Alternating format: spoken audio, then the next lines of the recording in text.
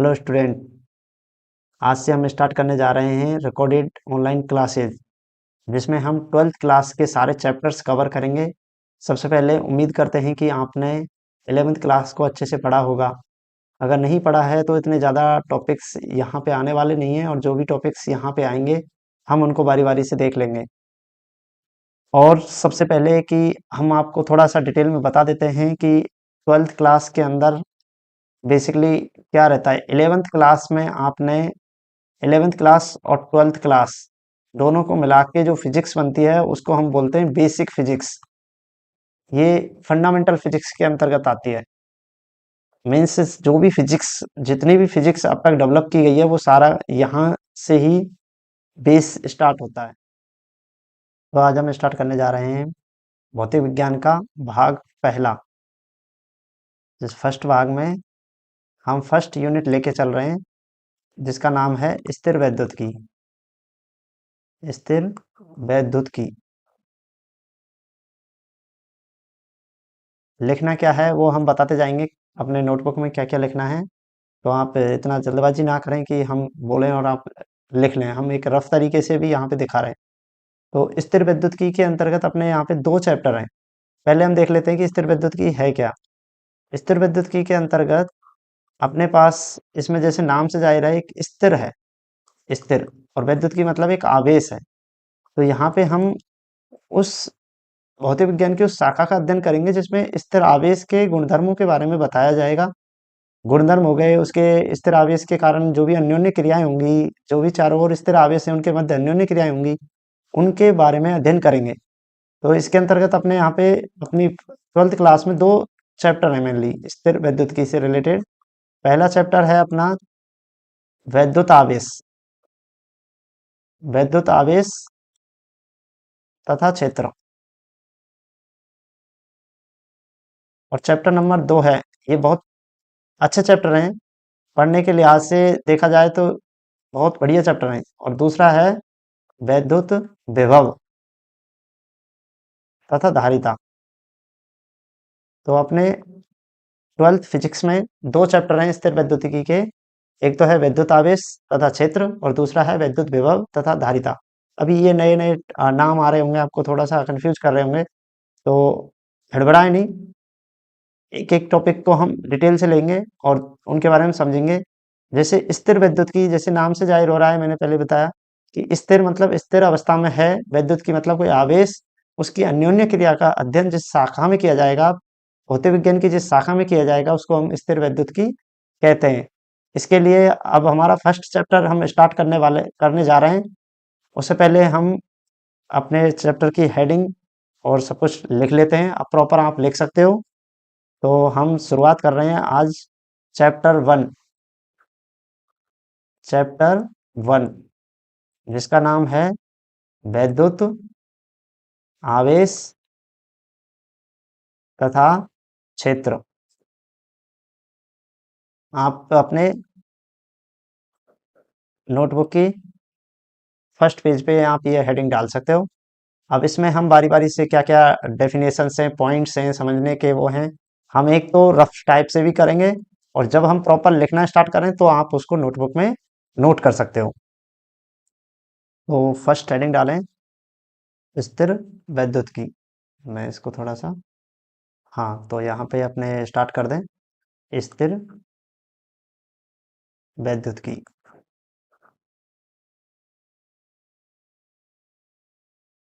तो इसमें लिखिए, यह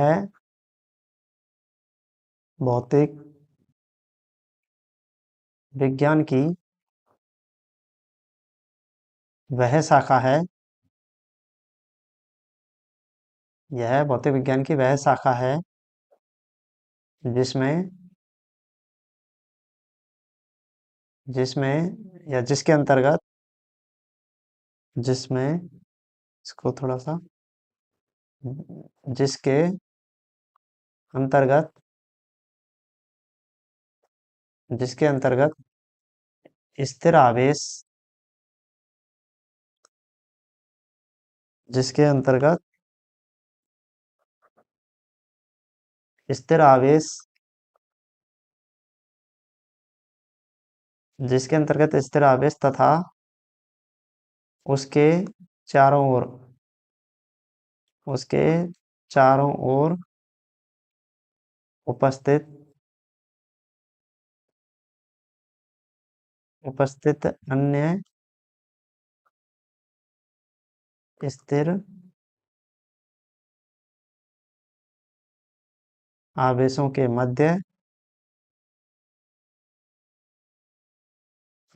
मध्य होने वाली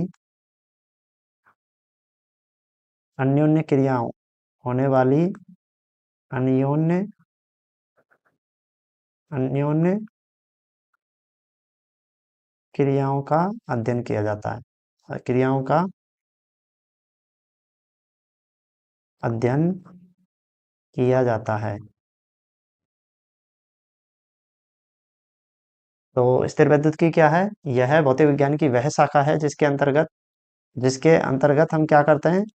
जिसके अंतर्गत स्थिर आवेश तथा उसके चारों ओर उपस्थित अन्य स्थिर आवेशों के मध्य होने वाली अन्योन्य क्रियाओं का अध्ययन। जैसे यहाँ पे स्थिर आवेश है और एक अन्य आवेश यहाँ है, तो इनके मध्य होने वाली जो अन्योन्य क्रियाएं हैं, उनका अध्ययन जिस भौतिक विज्ञान की शाखा के अंतर्गत करते हैं, वो कौन सी भौतिक विज्ञान होती है? स्थिर वैद्युतिकी। हमने यहाँ पे एक नाम बार बार लिया है और वो क्या है? स्थिर आवेश। हमने ये स्थिर आवेश वाला नाम बार बार लिया है। तो होता क्या है? जो स्थिर आवेश होता है उसके चारों ओर जो क्षेत्र उत्पन्न होगा, स्थिर आवेश स्थिर आवेश है, तो स्थिर आवेश के चारों ओर उत्पन्न क्षेत्र विद्युत क्षेत्र कहलाता है। उत्पन्न क्षेत्र विद्युत क्षेत्र कहलाता है। इसलिए हम किस चैप्टर को पढ़ रहे हैं? स्थिर वैद्युत की। क्यों? हमें कौन से क्षेत्र का अध्ययन करना है? अभी फिलहाल विद्युत क्षेत्र का।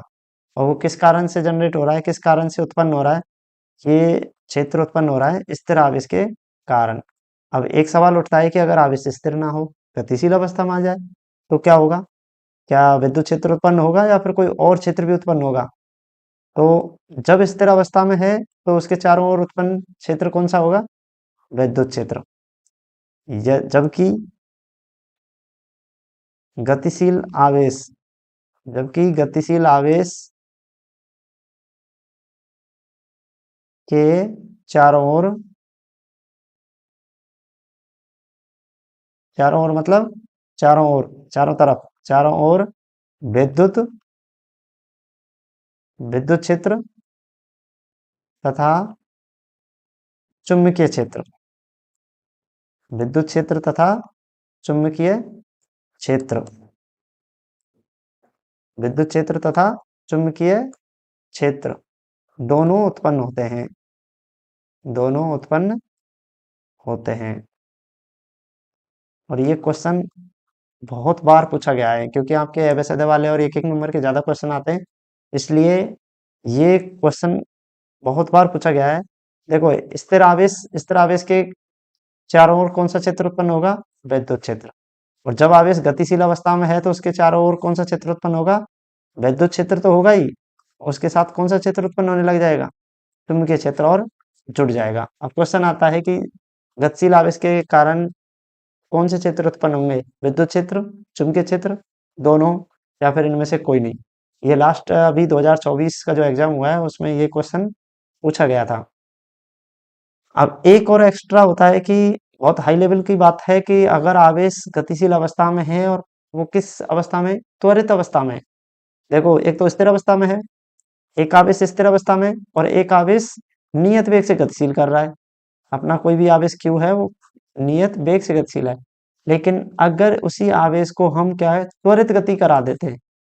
कैसे? त्वरित। जैसे हमने 11th क्लास में पढ़ा था, त्वरित मतलब वेग में जो परिवर्तन हो रहा है, बदलाव जो आ रहा है उसकी वेग में, वो बहुत बढ़ते हुए क्रम में आ रहा है या फिर घटते हुए क्रम में आ रहा है, तब कौन सा क्षेत्र उत्पन्न होगा? तो इस कंडीशन में विकिरण उत्पन्न होती है, विद्युत चुम्बकीय विकिरण। ये आपका एक सेकंड पार्ट में एक चैप्टर है, विद्युत चुम्बकीय तरंगें, उनमें आएगा।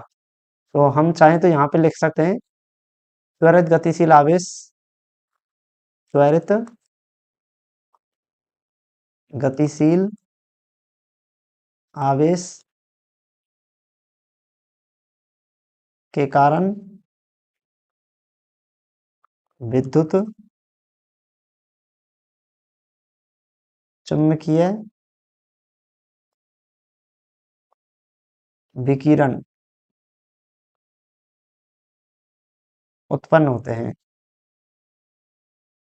उत्पन्न होते हैं। तो हमने तीनों कंडीशन देख ली। तीनों कंडीशन कौन कौन सी देख ली? एक तो हमने ये देख लिया कि आवेश जब स्थिर अवस्था में है तो कौन सा क्षेत्र उत्पन्न कर रहा है, तब तो वो ओनली विद्युत क्षेत्र, केवल विद्युत क्षेत्र।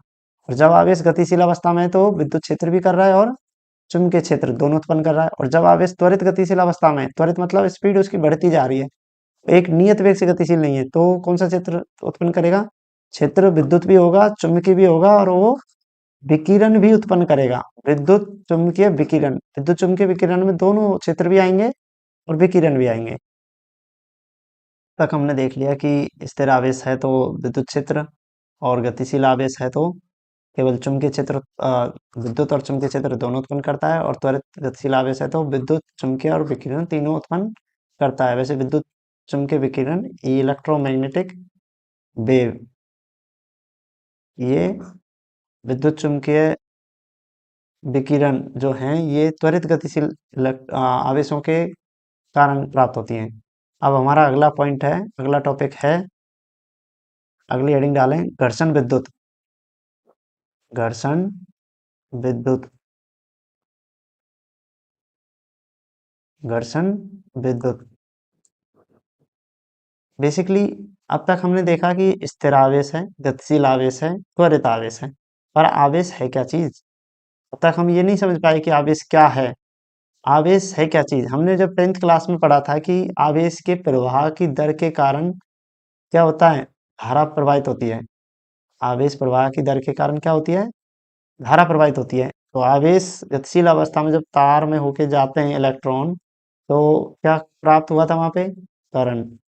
यहाँ पे एक आवेश स्थिर अवस्था में, गतिशील अवस्था में तो नहीं है, स्थिर अवस्था में है, तो वो कैसे दूसरे आ, जो स्थिर अवस्था में उनके साथ कैसे अन्योन्य क्रिया करेगा, उससे पहले हम ये देखते हैं कि ये आवेश होता कैसे है, आता कैसे है, कहाँ से आया, और कैसे उत्पन्न कर सकते हैं या फिर नहीं कर सकते।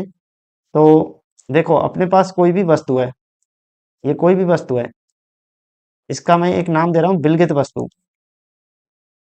विलगित वस्तु, विलगित वस्तु होती है कि इस पर जो धनावेश होगा, इस पर जो धनावेश होगा पॉजिटिव, उतना ही ये ऋणावेश होगा। तो इसका मतलब इस पर कोई नेट, नेट मतलब परिणामी, कोई परिणामी आवेश देखा जाए तो कितना होगा? ये धनावेश इस आवेश को क्या कर देगा? कैंसिल कर देगा इसके प्रभाव को। तो आवेश, नेट आवेश कितना होगा? शून्य। तो ऐसी वस्तुओं को क्या कहा जाएगा? ऐसी वस्तुओं को विलगित वस्तु कहा जाएगा आवेश की दृष्टि से।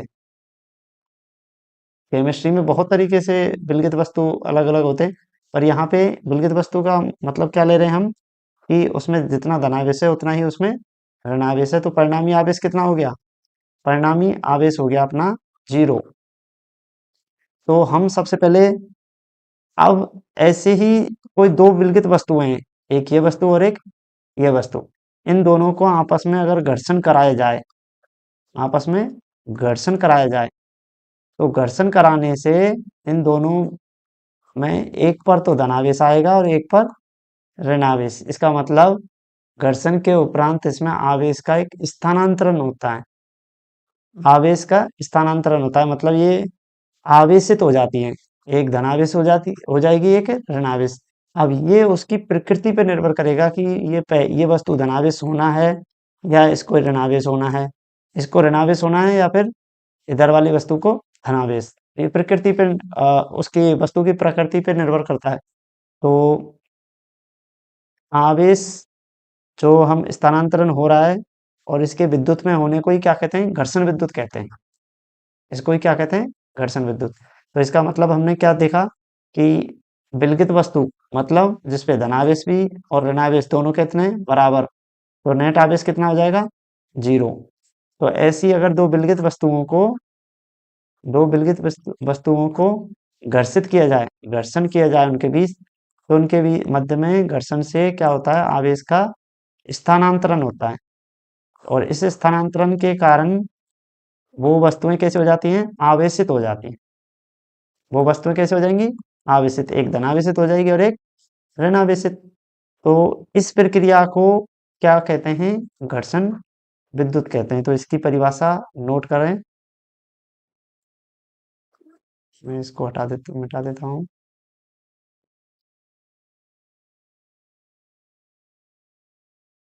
तो इसमें लिखेंगे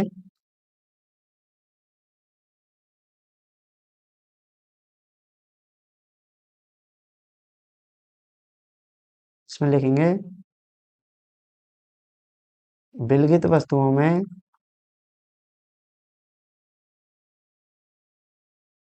विलगित वस्तुओं में धनावेश व ऋणावेश की मात्रा, धनावेश व ऋणावेश की समान मात्रा होती है, समान मात्रा होती है।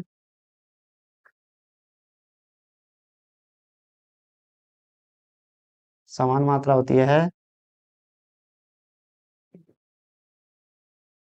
यदि दो विलगित वस्तुओं को यदि दो विलगित वस्तुओं को परस्पर घर्षित किया जाता है, तो घर्षित किया जाता है तो उनके मध्य आवेश का उनके मध्य आवेश के स्थानांतरण की प्रक्रिया होती है। स्थानांतरण उनके मध्य आवेश के स्थानांतरण की प्रक्रिया होती है, प्रक्रिया होती है, जिसके कारण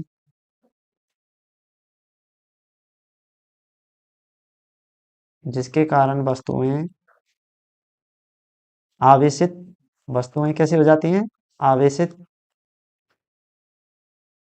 आवेशित कह दें, या हम क्या कहते हैं इसको, विद्युत में आवेशित या विद्युत में हो जाती हैं।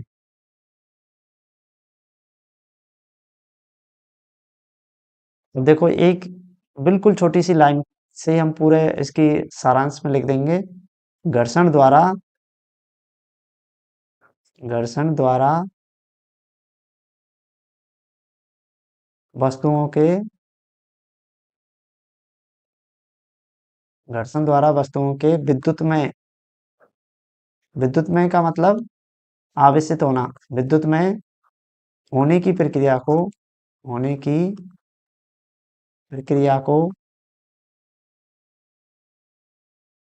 घर्षण विद्युत कहते हैं, घर्षण विद्युत कहा जाता है, कहा जाता है। तो हमने क्या देखा कि जब दो विलगित वस्तुओं को क्या कर रहे हैं, परस्पर घर्षण, उनके मध्य क्या करा रहे हैं, परस्पर घर्षण करा रहे हैं। ये दो वस्तुएं हैं, इसके और इसके, ए, एक वस्तु ए है और एक वस्तु बी है। इन दोनों के मध्य क्या कर रहे हैं, घर्षण कर रहे हैं। तो घर्षण से क्या होगा, इन दोनों वस्तुओं के मध्य में आवेश का स्थानांतरण होगा। आवेश का आपस में स्थानांतरण होगा, तो एक वस्तु पे धनावेश आ जाएगा और एक पे ऋणावेश। कहने का मतलब ये क्या हो जाएंगी, आवेशित हो जाएंगी। ये वस्तु कैसे हो जाएंगी, आवेशित। आवेशित कह दें या विद्युत में कह दें, बातें की है। तो इस प्रक्रिया को क्या कहा जाएगा, घर्षण विद्युत कहा जाता है। अब यहाँ पे हम उदाहरण देखेंगे कि ऐसे कौन कौन सी वस्तुएं का एग्जाम्पल है कि नहीं हमारे सामने। तो उनका एग्जाम्पल हम देखते हैं। तो सबसे पहला एग्जाम्पल है, इसके डालो यहाँ पे उदाहरण, यहाँ पे लिखो उदाहरण। एक तो होता है कांच की छड़, कांच की छड़। एक और हल्का सा उदाहरण मैं अपने वास्तविक जीवन से रिलेटेड देता हूँ कि आपने कंघी की होगी कभी बालों में, सूखे बालों में करना। कैसे बालों में? सूखे बालों में। तो कंघी करने के बाद में उसको क्या करना कि कंघी करना थोड़ा सा बालों के साथ कंघी को लेके जाना, और जैसे कंघी करने के बाद में उसको छोटे छोटे कागज के पास में कंघी को लेके जाते हो तो वो चिपकना स्टार्ट कर देती है। तो इसका मतलब क्या हुआ, उसमें कुछ ना कुछ तो ऐसा हुआ है जो उस नीचे कागज के टुकड़े को वो आकर्षित कर रहा है। आकर्षित कैसे कर रहा है? ऐसे तो है नहीं कि वो खुद से पकड़ के लेके आ रहा है, कुछ कंघी यहाँ पे है और कागज का टुकड़ा दूर है, फिर भी वो उसको खींच ले रहा है। तो ये आवेश के कारण ही हुआ है। एक पे धनावेश आ गया, वो नीचे वाले कागज के टुकड़े को विपरीत आवेश वाले को अपनी ओर आकर्षित कर रहा है, और ये विद्युत बल है। इसको हम आगे पढ़ेंगे। तो इससे हम जांच कर सकते हैं कि इस पे आवेश आया कि नहीं आया, कि आकर्षण हुआ है तो मतलब उस पे कुछ ना कुछ आवेश आया है। तो एक कांच की छड़, और हम कांच की छड़ को अगर हम रेशम के कपड़े से रगड़ें, रेशम के कपड़े से घर्षण करें, घर्षण करें तो ध्यान देना किस किस को कर रहे हैं। और ये एक एग्जांपल याद रखना है, कांच की छड़ लिया है और एक रेशम के कपड़ा। रेशम के कपड़े से घर्षण करें तो कांच की छड़ पर, कांच की छड़ पर धनावेश, कांच की छड़ पर धनावेश आएगा, तथा रेशम के कपड़े पर ऋणावेश आता है, ऋणावेश आता है। तो अपने पास एक एग्जांपल हो गया कि एक कांच की छड़ है, कांच की छड़ ले ली और रेशम का कपड़ा अपना जो भी होता है वो ले लिया, उस पे हम तेज तेज से घर्षण कराएं और कांच की छड़ पे क्या आएगा? धनावेश आ जाएगा, और रेशम पे ऋणावेश आ जाएगा। एक उदाहरण ये हो गया। दूसरा एग्जाम्पल, तो दूसरे एग्जाम्पल में हम क्या देखेंगे, एक एबोनाइट की छड़ होती है, एबोनाइट, एबोनाइट की छड़ होती है एक। एबोनाइट की छड़ को हम किससे घर्षण कराएं? एबोनाइट की छड़ को हम किससे घर्षण कराएं? कि छड़ को बिल्ली की खाल से। अब बोलोगे सर ये बिल्ली की खाल क्यों लेके आए? बिल्ली की खाल से, खाल मतलब चमड़ी। अब बिल्ली की खाल मतलब देखो, हमने पहले कांच की छड़ ली, यहाँ पे एबोनाइट की छड़ है, तो कोई एक विशेष कारण होगा कि छड़ को हम किससे कर रहे हैं? बिल्ली की खाल से घर्षण करा रहे हैं। इसका मतलब देखते हैं क्या होता है। तो बिल्ली की खाल से घर्षण कराएं तो, घर्षण करें तो एबोनाइट की छड़ पर कौन सा आवेश आना चाहिए बताओ? एबोनाइट की छड़ पर, अब देखो ऊपर देखो धनावेश आया कांच की छड़ पर, लेकिन यहाँ पे धनावेश नहीं आ रहा, यहाँ पे ऋणात्मक आवेश आता है, ऋणावेश, ऋणात्मक, ऋणात्मक लिख दूं या ऋणावेश आता है, ऋणावेश, तथा बिल्ली की खाल पे धनावेश, बिल्ली की खाल पर धनावेश, धनावेश आता है। देखो इसीलिए हमने ये विचित्र एग्जांपल लिया बिल्ली की खाल वाला। क्यों? बिल्ली की खाल पे क्या आ रहा है? धनावेश, और एबोनेट की छड़ पे ऋणावेश आ गया। जो कि ऊपर क्या था? कांच की छड़ पे क्या आ रहा था? धनावेश, और रेशम के कपड़े पे ऋणावेश। एक और एग्जांपल देता हूं मैं। कभी सर्दियों के टाइम पे अपन जब रजाई ओढ़ते हैं तो उसके अंदर तेज तेज से हाथ को रगड़ना है, ऐसे अंदर की साइड, तो तुम्हें चिंगारी दिखाई देगी। चिंगारी, चिंगारी मतलब आंच नहीं दिखाई देगी, वो आवेश की एक छोटी सी अल्प चिंगारी टाइप से दिखाई देगी, कभी देखना सर्दियों के टाइम पे। अब इनका सुझाव कहाँ से आया कि इस खाल को, इस छड़ को इस बिल्ली से रगड़ें, बिल्ली की खाल से कपड़े से रगड़ें? ये रगड़ने का जो सुझाव है, ये सुझाव दिया था बेंजामिन फ्रैंकलिन ने। किसने दिया था? Benjamin Franklin. ये घर्षण का जो सुझाव दिया था, घर्षण का जो सुझाव दिया था, ये दिया था Benjamin Benjamin Franklin. Benjamin Franklin है। तो उन्होंने बोला था कि जब हम दो वस्तुओं को घर्षित करते हैं तो आवेश का स्थानांतरण होता है, एक वस्तु से दूसरी वस्तु में आवेश चला जाता है, एक पे धनावेश आ सकता है, एक पे ऋणावेश आ सकता है, ऐसा नहीं हो सकता। हाँ, ये और हो सकता है कि एक पे ज्यादा मात्रा में धनावेश है तो उससे थोड़ा सा इधर से धनावेश इधर ट्रांसफर हो सकता है। तो एक धनावेश जब इधर ज्यादा हो गया तो दूसरे पे ऑटोमेटिक ऋणावेश हो जाएगा। अब आवेश का स्थानांतरण किस कारण से होता है, ये थोड़ा सा हाई लेवल के पॉइंट्स हैं, आप इनको याद रख सकते हो। तो आवेश का स्थानांतरण, इस पे नोट डाल के लिखना। आवेश का स्थानांतरण, आवेश का स्थानांतरण तंत्र की तापीय ऊर्जा, तंत्र की तापीय ऊर्जा में वृद्धि के कारण होता है। तापीय ऊर्जा में वृद्धि, वृद्धि के कारण होता है। अब बोलोगे सर कैसे, कभी दोनों हाथों को रगड़ा है। आवेश का स्थानांतरण तंत्र की तापीय ऊर्जा में वृद्धि, तापीय ऊर्जा मतलब गर्म होता है, कभी दोनों हाथों को रगड़ना, दोनों हाथ आपस में कैसे हो जाएंगे, गर्म हो जाएंगे। उसका कारण क्या है, उसमें ताप बढ़ने से उसकी ऊर्जा में वृद्धि होने के कारण आवेश का स्थानांतरण, उसकी ऊर्जा बढ़ जाएगी तो आवेश एक एक से दूसरे में चला जाएगा। तो किस कारण से होता है, तापीय ऊर्जा में वृद्धि के कारण। तो ये चीजें थोड़ा सा हाई लेवल की हैं, और आप इनको ध्यान से रखेंगे तो अच्छा रहेगा, सारे टॉपिक आगे के वो अच्छे से समझ में आएंगे। अब हम आगे देखते हैं, जो भी हमने आवेश पढ़े हैं, धनावेश ऋणावेश क्या हुआ, इनके मध्य क्या क्या है, इसके हम आप देखते हैं गुणधर्म, आवेशों के गुणधर्म। अब इसमें अगली हेडिंग डालिए, आवेशों के गुणधर्म। आवेशों के गुणधर्म,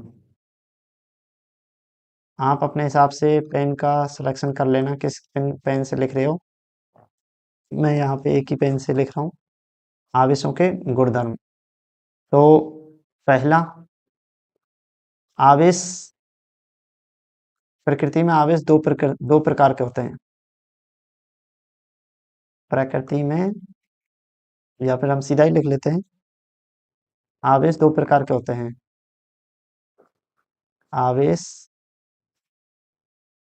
दो प्रकार के होते हैं। आवेश दो प्रकार के होते हैं। इसमें फर्स्ट, पहला कौन सा, देखो इतनी बार बोला है, इस वस्तु पे धनावेश, इस पे ऋणावेश, ऐसे बोला है। तो पहला तो होता है धनात्मक आवेश, धनात्मक आवेश। दूसरा ऋणात्मक आवेश, दूसरा हो जाएगा अपना ऋणात्मक आवेश। इसका दूसरा गुणधर्म, दो ही आवेश बताए मैंने, एक तो धनावेश और एक ऋणात्मक आवेश। अब अब इसके गुणधर्म क्या है। अब अगर हम दो धनावेश धनावेश आवेशों को लेके आए, धनावेश धनावेश मतलब सजातीय है, उसकी जात एक जैसी है, जात मतलब एक जैसी प्रकृति है, धनावेश धनावेश।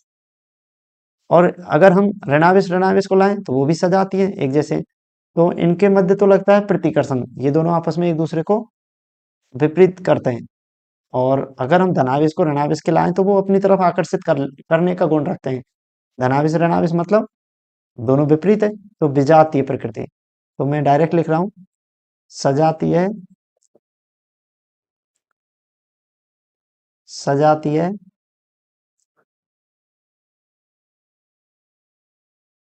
सजातीय आवेशों में, सजातीय आवेशों में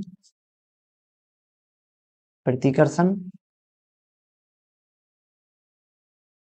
तथा विजातीय, ये समझ में तो आएगा ना। विजातीय मतलब दोनों विपरीत प्रकृति के आवेश, विजातीय आवेशों में आकर्षण बल लगता है।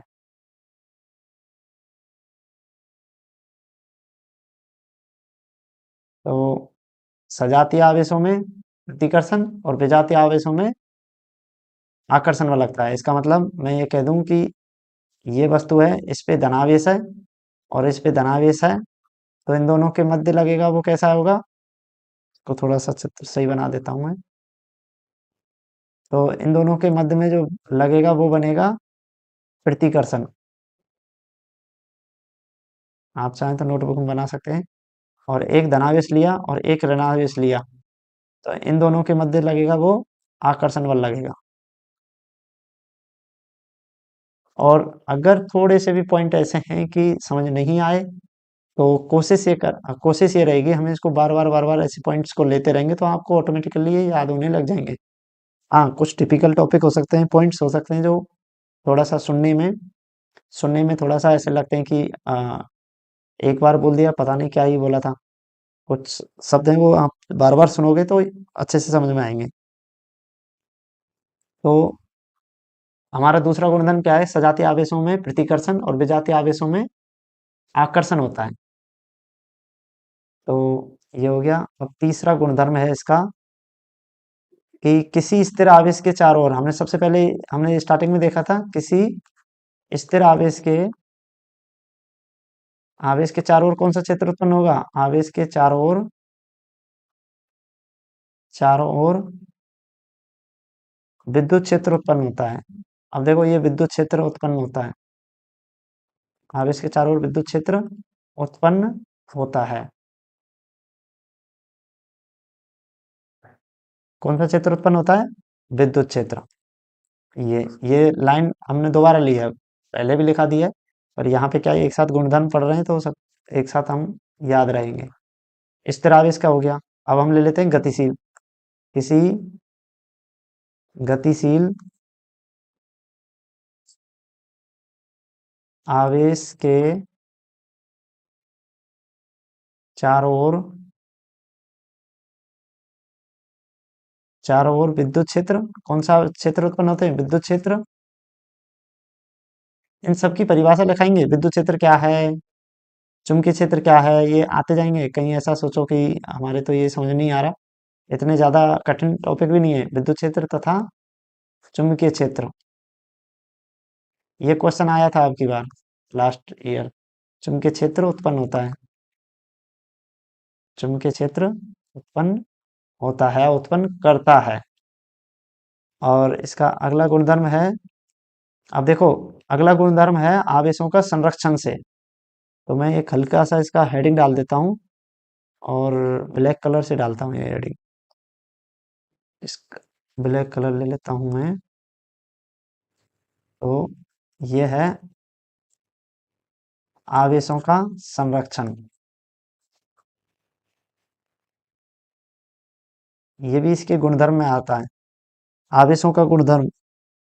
ये आवेशों का संवेग संरक्षण पढ़ा होगा 11th क्लास में, संवेग संरक्षण पढ़ा था, ऊर्जा संरक्षण नियम पढ़ा था। तो आवेश संरक्षण नियम क्या होगा?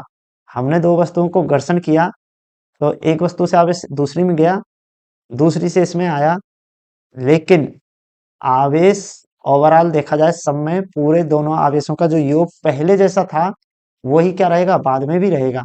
इसका मतलब आवेश स्थानांतरण तो हो सकता है एक से दूसरे में, दूसरे से इसमें, लेकिन ना तो हम इसको उत्पन्न कर सकते हैं, जैसे ऊर्जा में पढ़ते हैं ना, ना तो ऊर्जा को उत्पन्न किया जा सकता है ना नष्ट किया जा सकता है। सेम तरीके से आवेश को भी हम ना तो उत्पन्न कर सकते हैं, उत्पन्न करने का मतलब इसको हम बना नहीं सकते कहीं से, ये आवेश कहीं ना कहीं से किसी वस्तु से दूसरी से ट्रांसफर होकर ही आ सकता है। और ना इसे नष्ट कर सकते हैं। नष्ट करने का मतलब ऐसा नहीं है धनावेश को ऋणावेश से मिलाया और नष्ट हो गया ना, उसमें आवेश अभी भी मौजूद है, बट लेकिन क्या है, उस पूरे निकाय का आवेश हम कह सकते हैं कि उसका 0 है, लेकिन उसके अंदर भी धनावेश है और ऋणावेश है। तो इसमें लिख सकते हैं आवेश संरक्षण, आवेश का संरक्षण में आवेश को उत्पन्न तथा नष्ट नहीं किया जा सकता है, नहीं किया जा सकता है, केवल आवेश केवल आवेश का एक वस्तु से आवेश का एक वस्तु से आवेश का एक वस्तु से दूसरी वस्तु में एक वस्तु से दूसरी वस्तु में स्थानांतरण दूसरी वस्तु में स्थानांतरण दूसरी वस्तु में यहाँ पे हो जाएगा स्थानांतरण स्थानांतरण दूसरी वस्तु में एक वस्तु से दूसरी वस्तु में स्थानांतरण संभव है। इसका मतलब क्या हो गया, ना तो आवेश को हम उत्पन्न कर सकते हैं ना आवेश को हम नष्ट कर सकते हैं। केवल आवेश का एक वस्तु से दूसरी वस्तु में स्थानांतरण किया जा सकता है, संभव है। जिसके कारण, अब ये ध्यान रखना, जिसके कारण क्या हो सकता है, देखो हम दो वस्तुओं को घर्षण कर रहे हैं तो इससे इस पे धनावेश आ सकता है, इससे ऋणावेश आ सकता है। लेकिन अगर हम दोनों वस्तुओं का देखें, दोनों वस्तु मतलब निकाय पे देखें, तो पहले जितना ही आवेश रहेगा। तो इसका मतलब संभव है, जिसके कारण स्थानांतरण हुआ है तो जिसके कारण निकाय पर निकाय पर धनावेश, निकाय छोड़ो, निकाय नहीं, इस पे लिखना है जिसके कारण वस्तु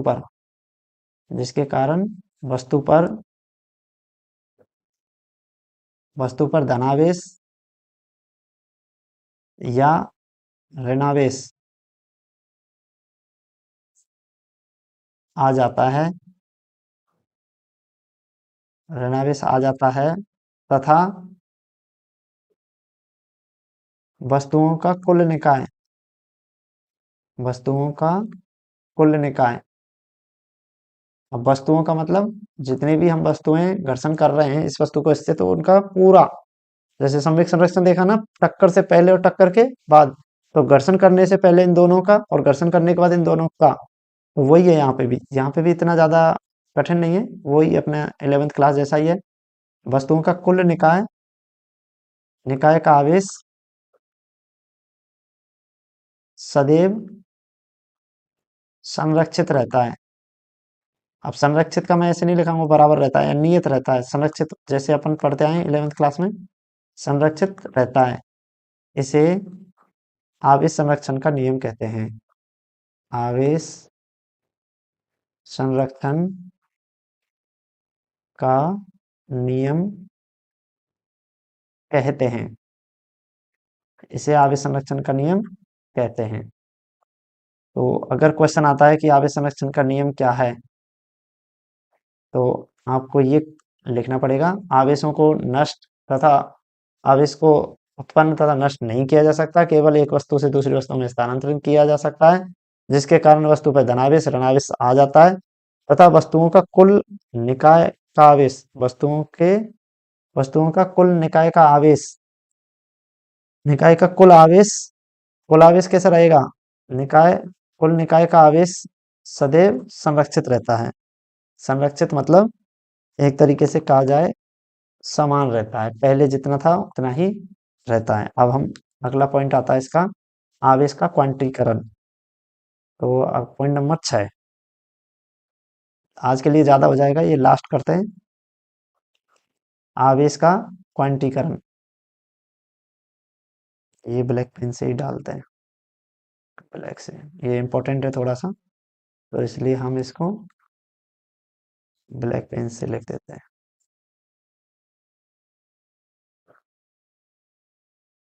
आवेश का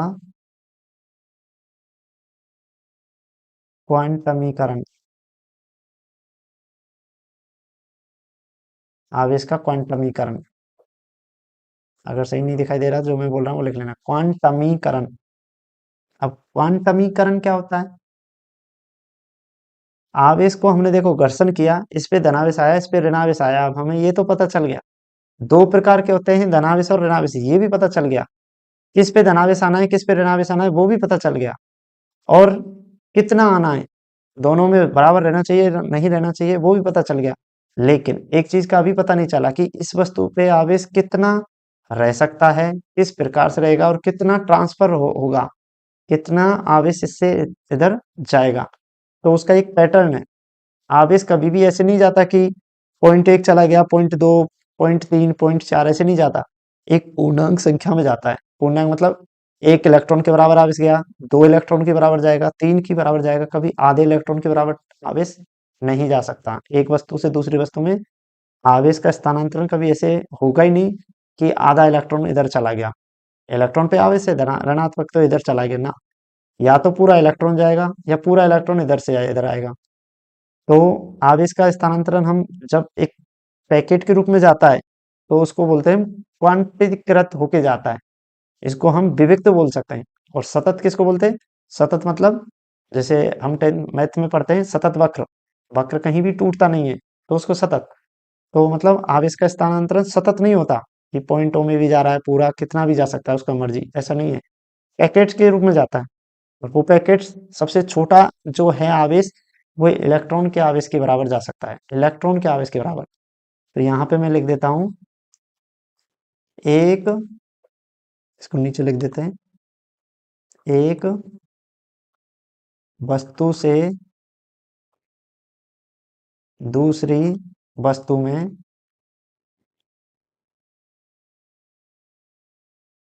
आवेश का स्थानांतरण, आवेश का स्थानांतरण,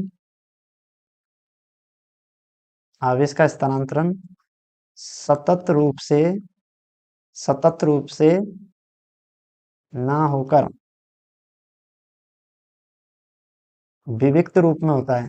विविक्त, विविक्त मतलब डिस्क्रीट, विविक्त रूप से होता है।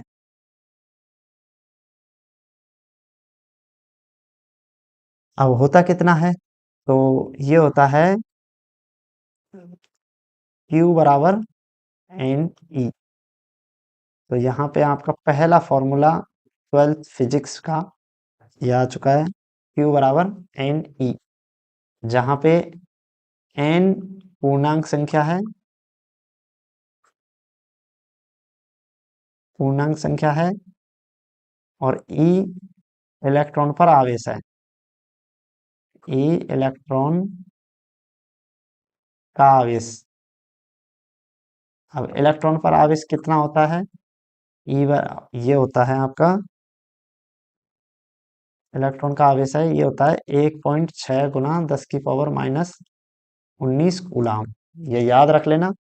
और ये इलेक्ट्रॉन पर आवेश है तो ये माइनस में होगा, माइनस का 1.6 गुना 10 की पावर माइनस 19 ऋण आवेश होता है इलेक्ट्रॉन। तो इसका मतलब हम ये भी कह सकते हैं जब ट्रांसफर विविक्त रूप में हो रहा है तो कुल आवेश भी कितना हो सकता है? कुल आवेश को भी हम इसी तरीके से लिख सकते हैं, किसी वस्तु में कुल आवेश होता है, किसी वस्तु में कुल आवेश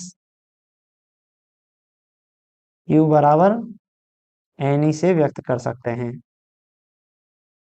व्यक्त कर सकते हैं, व्यक्त कर सकते हैं। अतः किसी वस्तु, वस्तु में कुल आवेश को, वस्तु में, वस्तु में, वस्तु में आएगा इसमें, वस्तु में कुल आवेश को Q बराबर एन से व्यक्त कर सकते हैं। जहाँ पे Q क्या है? कुल आवेश है। और N क्या है? जहाँ पे Q कुल आवेश हो जाएगा, ये कुल आवेश, और N उसमें इलेक्ट्रॉन की संख्या, इलेक्ट्रॉन की संख्या को व्यक्त करेगा। और E क्या है? एक इलेक्ट्रॉन का आवेश, एक इलेक्ट्रॉन का आवेश। तो ये पूर्णांक संख्या है और ये किसको व्यक्त करेगा? इलेक्ट्रॉन की संख्या को। सॉरी, इलेक्ट्रॉन की संख्या भी हो सकता है या प्रोटॉन की संख्या भी हो सकता है, तो ऐसा हम नहीं लिख सकते। अगर हम इलेक्ट्रॉन देख रहे हैं तो इलेक्ट्रॉन संख्या, प्रोटॉन देख रहे हैं तो प्रोटॉन की संख्या। तो यहाँ तक हमने आज कंप्लीट किया है। तो बेसिकली एक बार 2 मिनट का और लेते हैं कि हमने आज क्या क्या देखा। सबसे पहले तो हमने स्थिर वैद्युतिकी के बारे में देखा, मैं रिवीजन कर देता हूँ। सबसे पहले तो हमने स्थिर वैद्युतिकी के बारे में देखा। यहाँ पे हमने देखा कि अपनी जो स्थिर विद्युत की है उसमें केवल स्थिर आवेश से रिलेटेड ही हम अध्ययन करेंगे, उसके अन्योन्य क्रिया का अध्ययन करेंगे। अपने 2 चैप्टर हैं, इसमें हमने आज शुरुआत किया है फर्स्ट चैप्टर, चैप्टर 1, जिसका नाम है विद्युत आवेश, और उसका क्षेत्र निकालेंगे। तो इसमें केवल स्थिर आवेश के बारे में ही हमने लिखा था कि इसकी अन्योन्य क्रियाओं का अध्ययन जिस शाखा में किया जाता है उसको कौन सी शाखा कहते हैं? स्थिर विद्युत की शाखा कहते हैं। स्थिर आवेश है तो उसके चारों ओर कौन सा क्षेत्र होगा? विद्युत क्षेत्र। गतिशील आवेश है तो उसके चारों ओर कौन से क्षेत्र होंगे? विद्युत क्षेत्र और चुंबकीय क्षेत्र। मैंने एक एक्स्ट्रा लिखाया था, ये ऊंची हायर क्लासों में आते हैं कि त्वरित अगर गतिशील आवेश है तो वो विद्युत चुम्बकीय विकिरण उत्पन्न करता है। फिर हमने देखा कि आवेश है तो वो कैसे उत्पन्न किया जा सकता है, तो उसकी एक विधि है घर्षण करके, जिसको हम घर्षण विद्युत कहते हैं। विलगित वस्तु पे धनावेश और ऋणावेश समान मात्रा में होते हैं। अगर हम ऐसे ही दो वस्तुओं को क्या करें, परस्पर घर्षित किया जाता है तो उनके मध्य आवेश का क्या होता है? स्थानांतरण की प्रक्रिया होती है। जो स्थानांतरण की प्रक्रिया को ही हम जो विद्युत में होता है उसको क्या कहते हैं? घर्षण। घर्षण विद्युत कहा जाता है। विद्युत में होने की प्रक्रिया को क्या कहा जाता है? घर्षण विद्युत। अब हमने यहाँ पे 2 एग्जांपल देखे, आप इसको याद रखना है। एक तो कांच की छड़ को हमने किससे घर्षण किया था? रेशम के कपड़े से। तो कौन सा आया? कांच की छड़ पर तो धनावेश आया।